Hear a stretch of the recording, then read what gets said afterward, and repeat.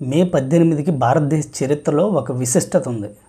మే 18వ తారీఖు 1974లో భారతదేశం మొట్టమొదటిసారిగా అణు పరీక్షను నిర్వహించింది. ఈ అణు పరీక్షకి భారతదేశం అయితే ఆపరేషన్ స్మైలింగ్ బుద్ధగా నామకరణం చేసింది. ఆ రోజు బుద్ధుడి జయంతి ఉండడంతో ఆ పేరు అయితే నామకరణం చేశారు.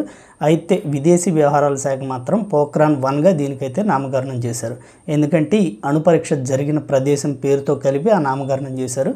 ఈ అణు పరీక్ష తర్వాత రష్యా, అమెరికా, ఫ్రాన్స్ అలాగే చైనా తర్వాత అణు పరీక్ష చేసిన దేశంగా భారతదేశం అయితే నిలిచింది.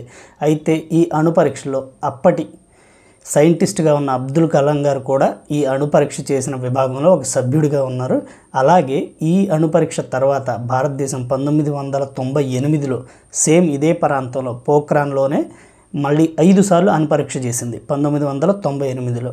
అయితే మే 18నే చేయడానికి కారణం ఏంటి, మే నెలలోనే అణు పరీక్ష చేయడానికి కారణం ఏంటి అని చూసినప్పుడు మే నెలలో వేడి ఎక్కువగా ఉంటుంది. ఆ ప్రాంతంలో మినిమంగా 50 డిగ్రీల ఉష్ణోగ్రత ఉంటుంది. సో ఆ టైంలో గనక అణు పరీక్ష చేస్తే ప్రపంచ దేశాలకు చెందిన శాటిలైట్స్కి, సెన్సార్లకి చిక్కే అవకాశం లేదు. సో ఇది గోప్యంగా ఉంచాలనుకున్నారు కాబట్టి అణు పరీక్షని ఆ సందర్భంగా పోఖ్రాన్లో మే నెలలో ఎండలు ఎక్కువగా ఉంటాయి. సో పగటి ఉష్ణోగ్రత దాదాపుగా 50 డిగ్రీల పైన ఉంటుంది కాబట్టి దాన్ని అంచనా వేసి మే నెలలోనే 18వ తారీఖు 1974 మే 18న మొదటి అణు పరీక్షను అయితే భారతదేశం సక్సెస్ఫుల్గా నిర్వహించింది.